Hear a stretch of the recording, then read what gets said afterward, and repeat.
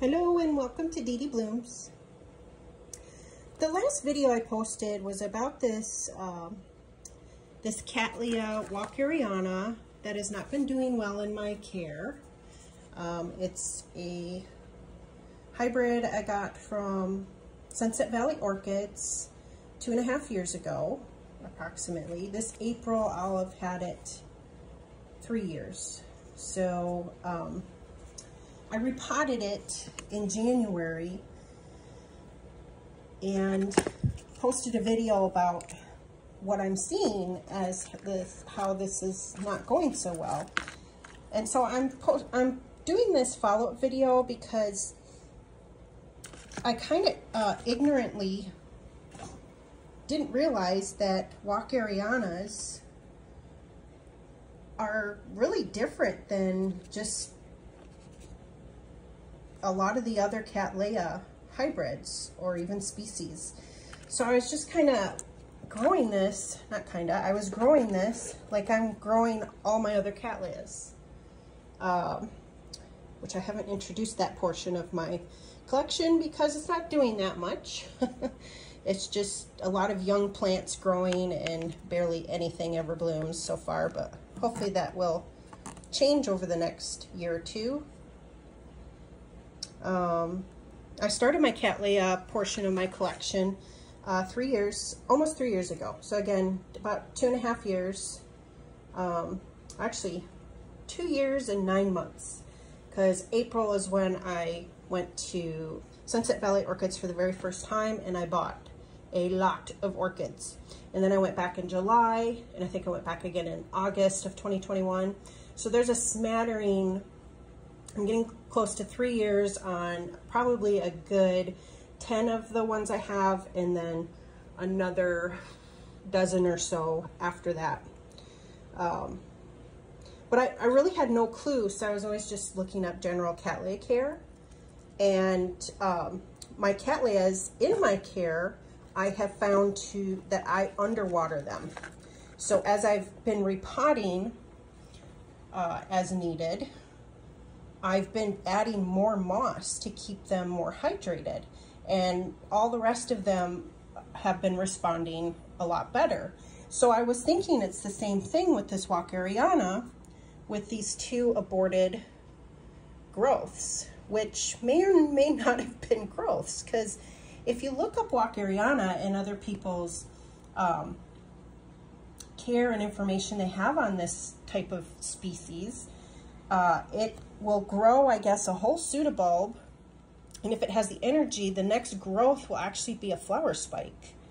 So I've grown this pseudobulb in my care, and so for all I know, these were aborted follow-up flower spikes to this one. I'm really not sure, and it's starting this other growth here, which I don't know how to recognize a pseudobulb growth from a flower spike growth, and the roots all aborted too. So I recently, just this month, repotted it in a whole bunch of moss and prominently moss wrapped around the stunted roots. And this was only just like 2.5, 3 weeks ago, early January. Yeah, 2 weeks ago. So just New Year's Eve time frame. And I still kept bark in the mix. So it's not that it was just solid moss, but a lot of parts of moss. Because I'm just thinking, well, all my other Cattleyas, I'm not watering them enough. So, and the roots are aborting. So I need to give this more moisture. It needs to have that moss. Well, now I'm watching all those other care videos from people and information on just walkeriana, and it is a thirsty orchid, but it needs to dry out quick. So I just removed this plant from that moss, majority moss setup, because I'm afraid I'm going to damage it. Like I'm going to start rotting it now. But I'm actually pleasantly surprised. Where was it? I see a new nubbin of something right there. Let's see if I could get it to focus. that nubbin. So maybe the extra moisture is helping. So I have a big decision to make. I'm trying to figure out what to do because I really want to walkeriana. I want it to be successful. Oh, look at this. The leaf is about to come off on this. I'm getting to the point where I'm not going to have very many leaves. I'm either going to mount it, and I'm thinking of mounting it on this piece of cork. See how it does. I'll most likely have to attach this piece of cork to a larger piece of cork if it actually starts to take off on me. Put a little bit of moss and then baby this one. Like water it every other day here in winter, every 3 days, depending on how things are looking. And in the summertime, water a lot more. I have a large collection of orchids, a lot of them so young. If you've watched any of my channel, you'll know I'm a newer orchid grower. I've really gotten into it in all sorts of types of orchids over the past few years. And so I have a lot of young plants, and this channel is my journey with them. And I really want a successful walkeriana.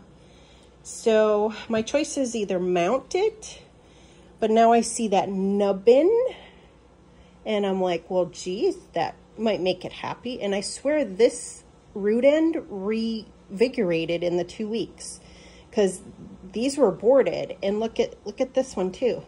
I think it's regenerating. So I'm torn. So what this has taught me overall, though, and what I wanted to share, is that even if you research a basic type of orchid, there are orchids within that classification. In this example, Cattleyas. You cannot group the care all together. And of course, it's like, I knew that, because you also have to look at if they're growing way up high, they'll be colder growers, you know, up like a mountain or up slopes, or higher humidity growers are usually in like the cloud forests up there, but cooler. And then further down, you get the hotter, more humid, or just hot growers that are further down slopes or in valleys. So I knew all that. I had no clue about this difference of growth, where I'm thinking it's trying to put on new growth, you know, to mature pseudobulbs, but these potentially could have been flower spikes it was trying to do.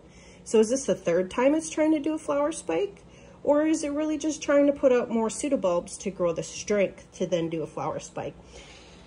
So my bad, my mistake not researching walkeriana specifically. So I just want to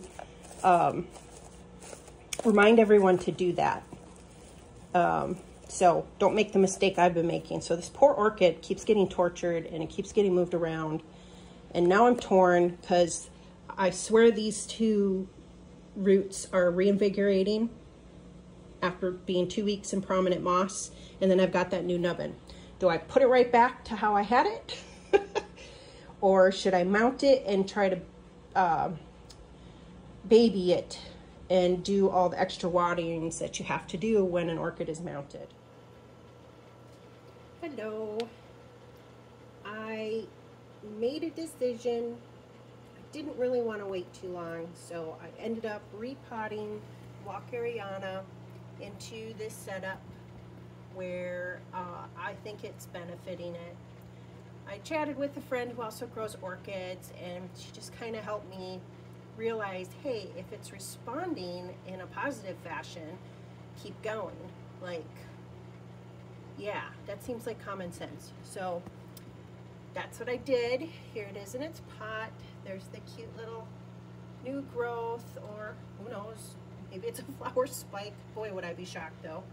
I have it set up here. This is in my family room on some shelving that's underneath my TV here.